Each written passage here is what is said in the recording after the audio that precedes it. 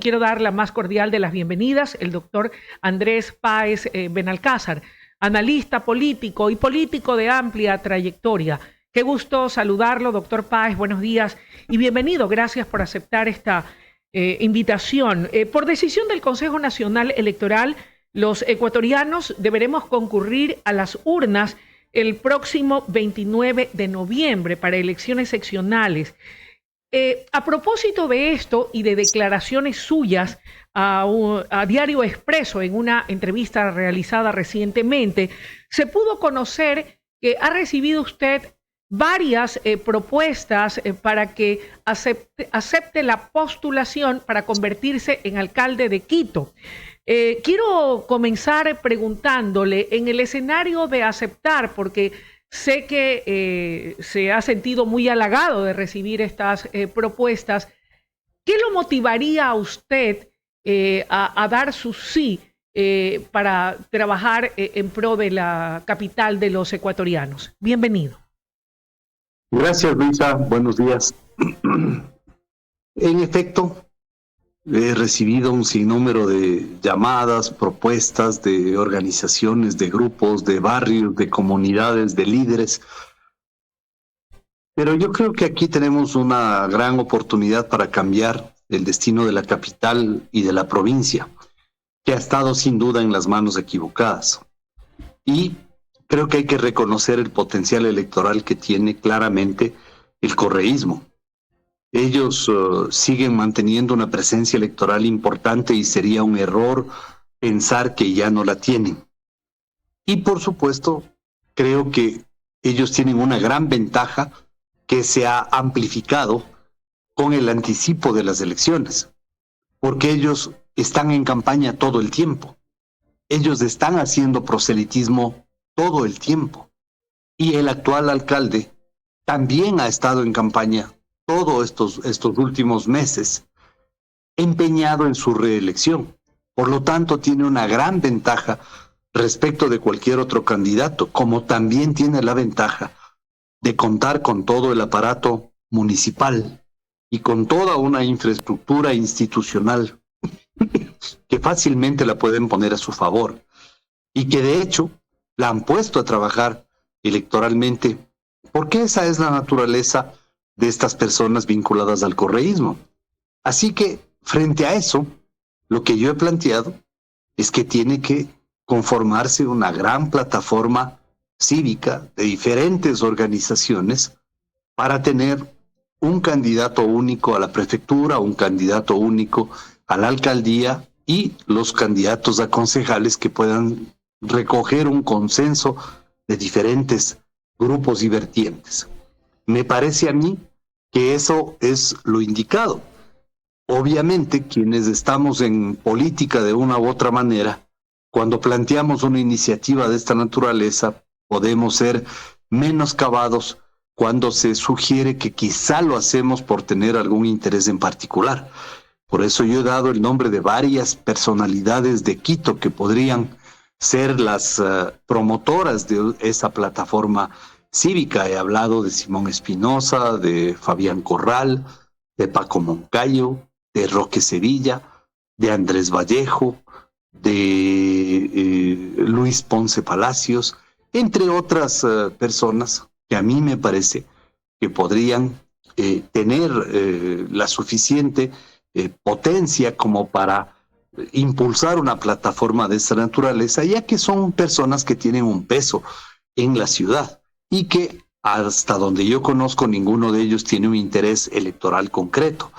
Así que eso como una primera reflexión, y una segunda reflexión que a mí me parece muy importante y que quiero dejarla clara y categóricamente establecida.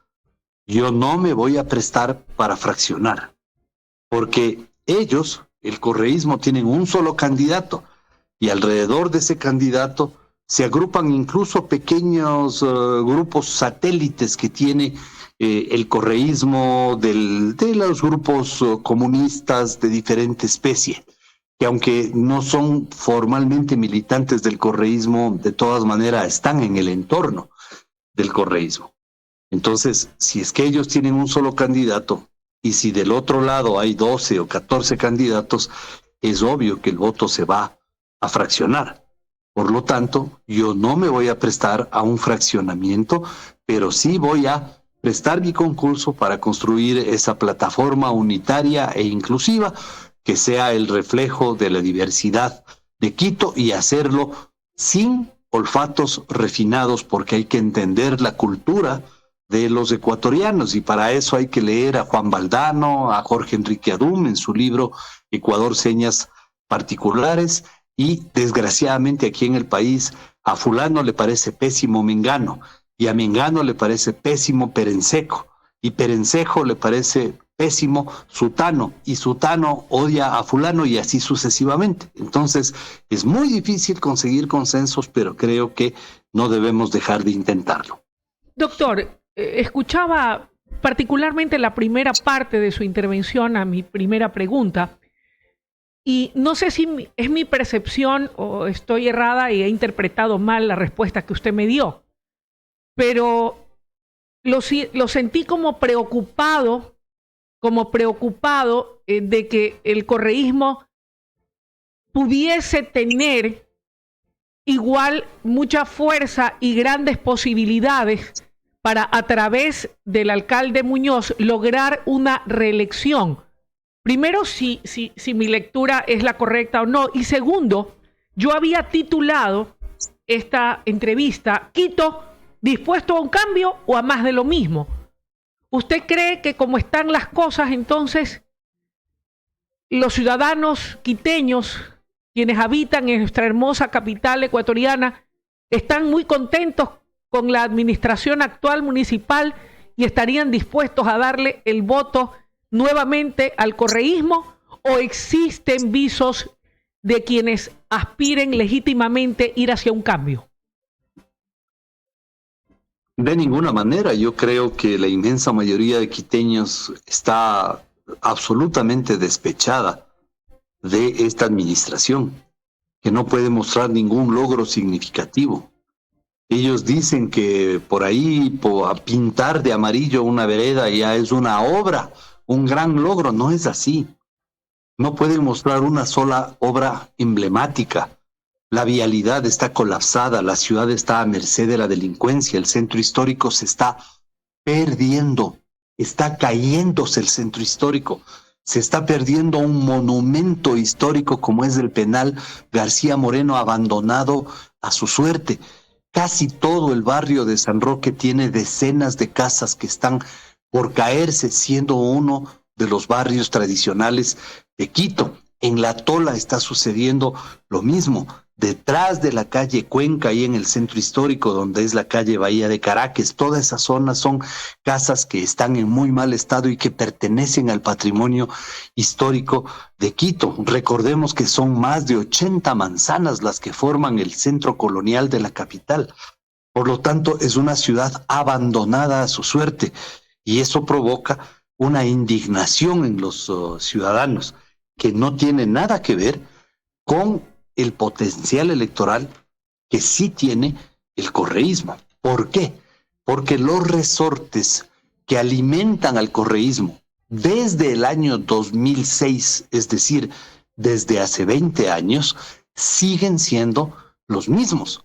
Correa aprovechó la coyuntura electoral de hace 20 años para proponer ante la sociedad estos resortes que son tan maledicentes, tan perversos como son la envidia, el odio, el resentimiento social, y los explotó de tal manera que confrontó a la sociedad al punto de generar un grupo de personas que odian el progreso de los demás, ven con enquina que alguien más tenga un nuevo carrito o se cambie de casa o que mejore su negocio.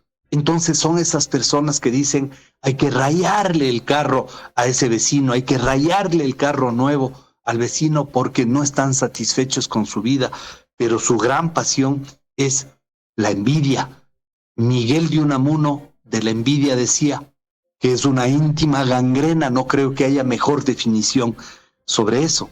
Entonces, esos resortes siguen funcionando. Por eso la gente muchas veces no entiende por qué siguen teniendo semejante cantidad de votos.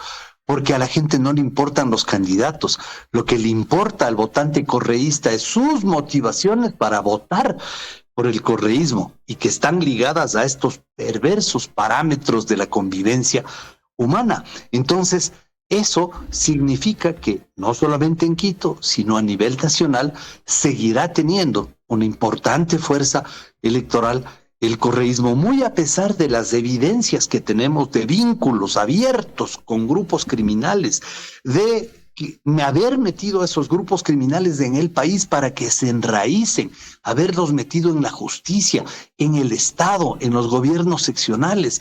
Todo eso está a la luz del día. Sin embargo, la gente todavía cree en estas personas y vota quien quiera que sea el candidato, porque internamente esas personas siguen creyendo en que efectivamente lo más productivo para ellos en su interior es odiar a los otros, odiar el progreso de otros, o envidiar la vida de otros y acumular todo ese resentimiento con su propia realidad. Entonces, bajo esas premisas, yo creo que es importante diferenciar el estado de indignación de las personas con los motivos que tienen los electores fanatizados del correísmo para seguir votando, lo cual les garantiza tener una presencia electoral considerable aún en el país y que creo que en las próximas seccionales también se va a manifestar.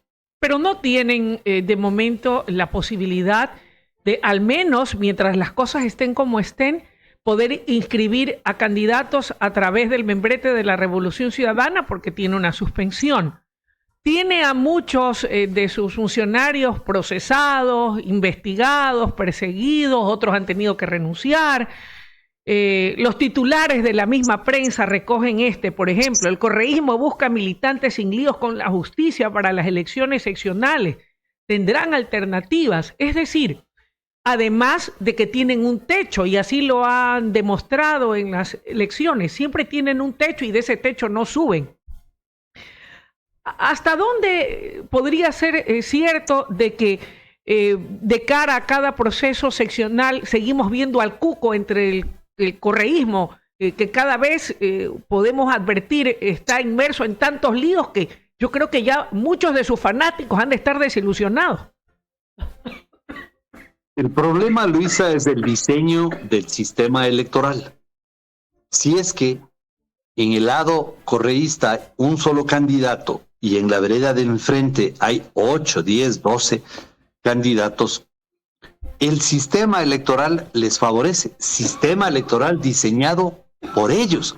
No nos olvidemos que el Código de la Democracia lo dicta un organismo absolutamente ilegal creado por el Corcho Cordero y un poco de fanáticos de alrededor de él que se llamó el Congresillo. El Código de la Democracia se dicta en abril del año 2009.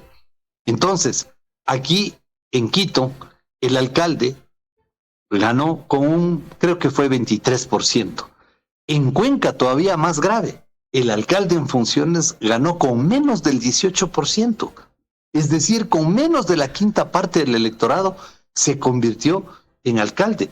Y eso puede seguir pasando porque para ciudades grandes que tengan un número considerable de habitantes, en unos casos se dice superior a 300,000, otros hablan de 500,000, ese es un tema a discutir, pero debería haber una segunda vuelta para que en esa segunda vuelta se defina quién en definitiva tiene mayores opciones para captar la alcaldía y que tenga un grado de legitimidad, pero con este sistema electoral diseñado por los correístas para favorecerse, ellos pueden seguir ganando alcaldías con el 17%, con el 23%, con una pequeña fracción, con una quinta parte del electorado pueden seguir ganando elecciones. Y por eso creo que es importante entender el fenómeno. Por eso son ellos los que han bloqueado esta reforma importante de tener una segunda vuelta para autoridades seccionales que se eligen en jurisdicciones considerablemente grandes en materia poblacional. Y por esa razón, yo creo que nosotros no podemos mirar por encima del hombro. No es un temor, no es un cuco, pero, como decía el doctor Rodrigo Borja, en política y en el amor hay que ser absolutamente realistas. Y nosotros tenemos un deber de objetividad para entender cómo funciona esto. Y bajo esa óptica de la objetividad, comprender que el correísmo tiene un potencial electoral y que se favorece no solo de este sistema instaurado por ellos, sino también del anticipo de las elecciones, porque eso favorece a las autoridades correístas que están en campaña desde tiempo atrás, como el caso del alcalde de Quito. Y por lo tanto se desvirtúa y se desmiente aquellas afirmaciones de que esto favorece a otros sectores políticos. No es verdad, esto favorece al correísmo. Entonces, con ese escenario, yo creo que es sumamente complejo para los ciudadanos la disyuntiva que vamos a enfrentar a fines de noviembre de este año. Y, por supuesto, creo que eso nos obliga a seguir pensando en crear estas plataformas cívicas que permitan impulsar una candidatura única que enfrente a la candidatura única del fascismo, en este caso representado por el correísmo. Y esas plataformas cívicas ciudadanas en cada una de las provincias del país tienen que necesariamente, de ser el caso, tener como candidatos a alcaldías y a prefecturas a figuras exclusivamente del oficialismo, o pueden ser de otras corrientes y tendencias políticas ajenas al correísmo, pero que pudieran tener buenos candidatos o candidatas, y más bien existir alianzas de esas otras tendencias alejadas completamente del correísmo y de la amenaza que representan, para poder lograr llegar a ocupar esos espacios y unidos servir al Ecuador y a cada una de sus ciudades y provincias. Para los adversarios del correísmo será más fácil reclutar candidatos, porque el correísmo tiene un serio problema, que es encontrar candidatos que no tengan líos judiciales, problemas con la justicia, glosas, juicios penales, condenas, porque básicamente han logrado ellos aglutinar a una enorme cantidad de personas que tienen una inclinación y una predilección por el cometimiento de delitos. Entonces, en la vereda contraria están esas personas ajenas a las actividades delictivas y por lo tanto pueden ser reclutadas como valiosos cuadros. Más allá de que tengan simpatía o no por el oficialismo, creo yo que se puede hacer un ejercicio de selección de personas, primero, que estén calificadas, y segundo, que no hayan mercenarios. Luisa, esta es una oportunidad enorme que tienen los ciudadanos de todo el país para sancionar, condenar y desterrar de la política a los mercenarios que aparecen cada elección solamente para ser candidatos, pero desaparecen cuando se tratan los grandes problemas del país. En la última disyuntiva electoral hubo quienes nos jugamos por el oficialismo, porque sabemos quién es el correísmo que está al frente, y nos jugamos completo. Otros se quedaron calladitos, viendo por si acaso, si el correísmo gana, a ver cómo se acomodan. Otros son los que hacen reuniones, como una que se produjo aquí en Quito, en el Hotel Finlandia, de un sujeto que fue a pedirle a Pierina Correa que le tomen en cuenta por si acaso funcione el paro terrorista de los indígenas y tenga que haber un interinazgo.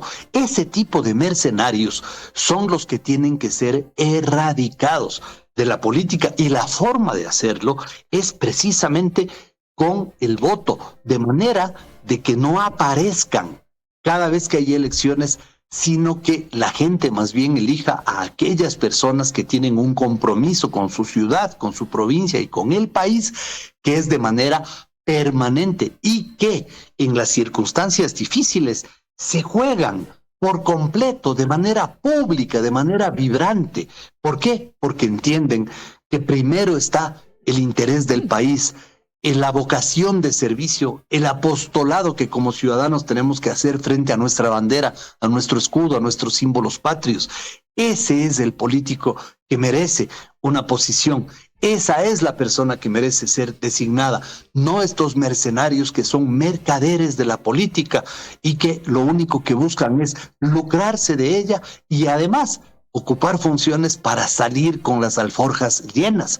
Creo que esta es una gran oportunidad que tienen los ciudadanos y deben aprovecharla para mejorar sus condiciones de vida, pero también para mejorar la condición de la representación, desterrando a los mercenarios y premiando a aquellos ciudadanos que son ejemplares y que, por cierto, hay muchos en todas las jurisdicciones de nuestro país.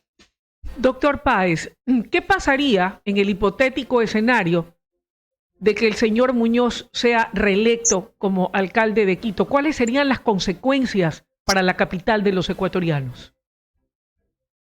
Va a terminar de destruirse la capital, perderá su condición de patrimonio de la humanidad, porque ya está advertida por la UNESCO de que eso puede suceder. El centro histórico seguirá abandonado, la corrupción galopante seguirá tomada por todos los frentes.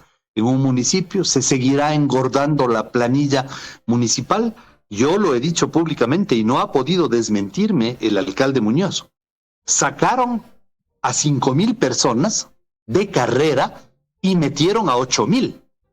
Todos ellos mano de obra electoral gratuita que pagamos los quiteños con nuestros impuestos y que paga el Estado con las asignaciones al municipio de Quito.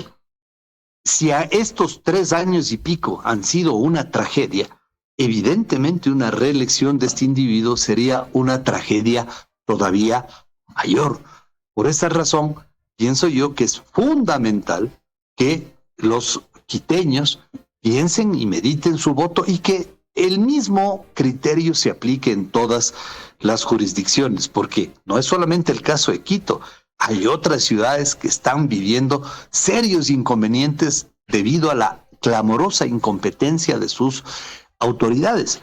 Y por esa razón, estimo yo, de que este es un gran momento para provocar una reflexión de los ciudadanos y que la gente diga, aprovechemos, entiendan que su voto no es solamente por la papeleta que le sirve para los trámites.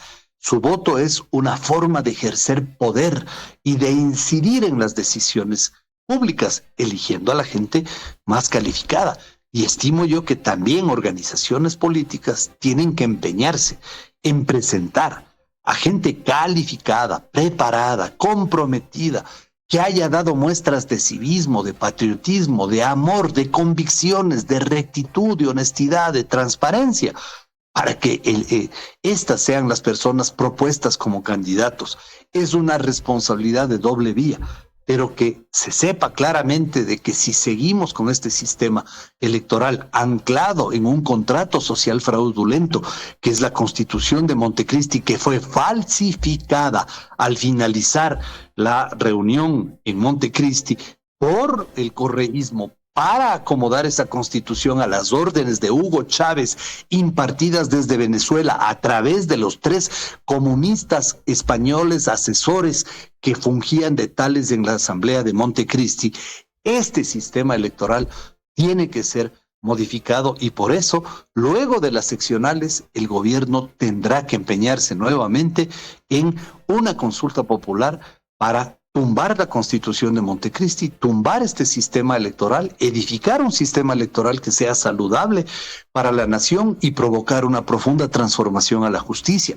Creo que esos son desafíos que no puede desatender el oficialismo una vez superado este trance electoral al que nos vamos a enfrentar en pocos meses. Y ya que caminamos hacia esas seccionales, estimado doctor Páez, me gustaría poder, para ir cerrando la entrevista, conocer su valiosa y respetable opinión respecto a qué es lo que conviene a prefecturas y alcaldías, más allá del tema de quienes se conviertan en alcaldes, prefectos y concejales. El tema del centralismo versus la descentralización, versus la posibilidad de que cada ciudad y de que cada provincia que está sin duda mucho más cerca de cada uno de sus habitantes, de sus comunidades, de sus barrios, de sus cantones, de su gente, es lo que debe primar o prevalecer? El Ecuador tuvo enormes avances de descentralización hasta el año 2007. Se consiguieron grandes progresos. Por ejemplo, en Quito se tenía el proyecto Vida para Quito, que permitía a los ciudadanos donar hasta un 25% de su impuesto a la renta para que esta estructura ligada al municipio pueda desarrollar obras en la ciudad. E hicieron grandes obras. Muchísimos parques lineales, se atendieron saneamiento de ríos, se hizo un mejoramiento de la infraestructura muy importante con el dinero de los quiteños. El caso de Guayaquil, la Fundación Malecón 2000, que permitió la construcción de ese bellísimo malecón que adorna al puerto principal. Y así sucesivamente habían otras experiencias, pero vino la tragedia al Ecuador en el año 2007 y trajeron el centralismo inspirado en el rancio comunismo que eliminó todo tipo de preasignaciones de una forma tan estúpida y salvaje que incluso eliminaron las preasignaciones a Solca. Les dejaron sin dinero a los enfermos de cáncer. Esa es una de las cosas por las que debería ser enjuiciado Correa por delitos de lesa humanidad. Porque recuerde usted, Luisa, que en la planilla del teléfono celular se pagaba un porcentaje que iba directamente a Solca. Por eso nunca faltaba dinero para la atención de los enfermos de cáncer.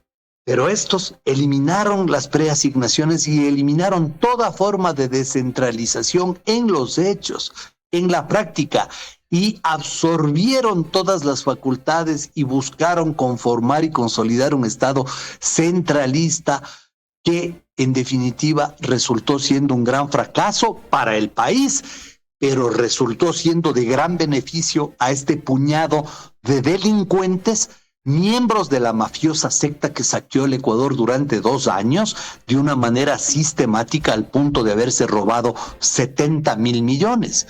Para eso les sirvió el centralismo, para el delito, para el saqueo del Ecuador. Entonces, ese es otro de los temas que tenemos como desafío a futuro, que es tener una nueva constitución que apueste a una descentralización que tenga conciencia de la unidad nacional, pero que también tenga conciencia del potencial que las jurisdicciones tienen para administrar sus recursos, por lo cual felicito al gobierno por la iniciativa del 70-30, que el 70% de los recursos se destinen a inversión y el 30% para gastos, para que ya no tengamos a estos alcaldes que en lugar de cumplir su función, lo que les gusta es hacer show, y para eso traen artistas de 1 o 2 millones de dólares, en los cuales, eventos en los cuales aparecen ahí a condecorarles a los artistas, a darse un baño de popularidad, cuando lo que la gente necesita es vialidad, saneamiento, alcantarillado, obras de agua potable, luz eléctrica, seguridad, condiciones de empleo, inversión productiva, crédito al pequeño comerciante, crédito a los pequeños productores y a los emprendedores, posibilidades de empleo para los jóvenes, posibilidades de empleo para las madres jefes de hogar. Eso es lo que necesita la sociedad. Entonces, la descentralización tiene que servir para esos propósitos y no para estos otros propósitos que son el show, la figuración, el ego, la vanidad de ciertos alcaldes y prefectos. Eso no puede ser manejado de esa manera. Entonces, en el marco de la conciencia de la unidad nacional, también la conciencia del potencial de cada una de las jurisdicciones para llevar adelante estos propósitos de manera mancomunada. ¿Se lo puede hacer? Claro que sí, se lo puede hacer, porque el Ecuador tiene enormes potencialidades en sus jurisdicciones y como país. Desgraciadamente, en el año 2007 caímos en las manos equivocadas y el lastre que nos ha dejado el saqueo de la década es una factura tan alta que todavía la estamos pagando todos los ecuatorianos. Tendremos que seguir en ese empeño de pagar la factura, pues porque no nos queda más, pero erradicar de la política a esta gente que tanto daño le ha hecho al país. Y esa es una de las convicciones que deben tener los electores al momento de sufragar a fines de noviembre de este año. Doctor, la del estribo, ¿qué le parece la precandidatura? Porque ya ha anunciado que va a ser candidato del señor Jorge Yunda. Jorge Yunda tiene un potencial electoral que lo reflejan todas las encuestas, así como hay que reconocer el potencial electoral del correísmo. No se puede mirar por encima del hombro el potencial electoral de el exalcalde Jorge Yunda. En segundo lugar, quiero decir algo que fue impopular cuando lo dije y que ahora probablemente pueda ser impopular, pero la forma en que fue destituido del municipio de Quito realmente resultó una aberración. Lo bueno es que lo dije en ese entonces. Fue una aberración que sentó un muy mal precedente en el país. Tercero, el doctor Yunda, entiendo que ha ido resolviendo los problemas judiciales en los que se vio inmiscuido. De lo que recuerdo, hubo una sentencia reciente en la cual fue absuelto de cualquier tipo de responsabilidad. Y entiendo que el caso judicial de su hijo, aunque no estoy seguro, pero entiendo que el caso judicial de su hijo también tuvo el mismo destino.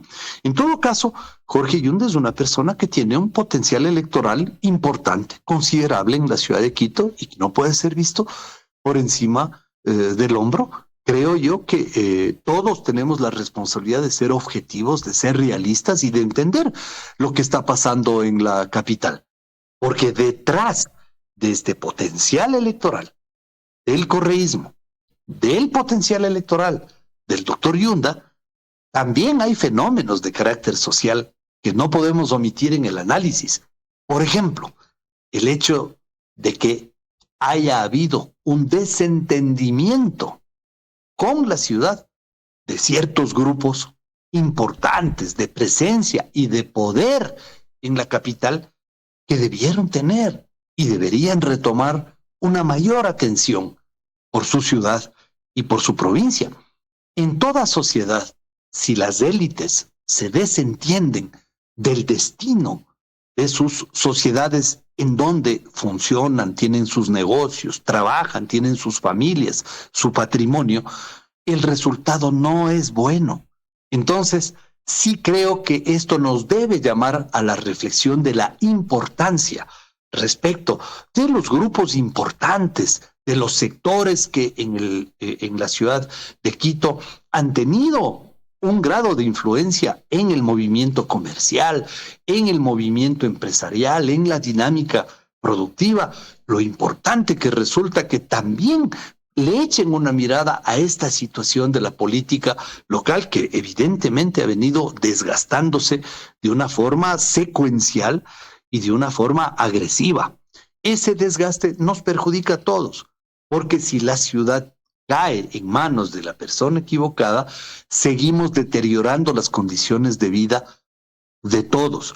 Pero además me parece, Luisa, que hay que entender una cosa, y ojalá, bueno, yo voy a pedir esta entrevista para guardarla, por lo que voy a decir. Mire usted, más allá del resultado de las elecciones seccionales, creo que es importante comenzar a pensar en las elecciones presidenciales. ¿Por qué?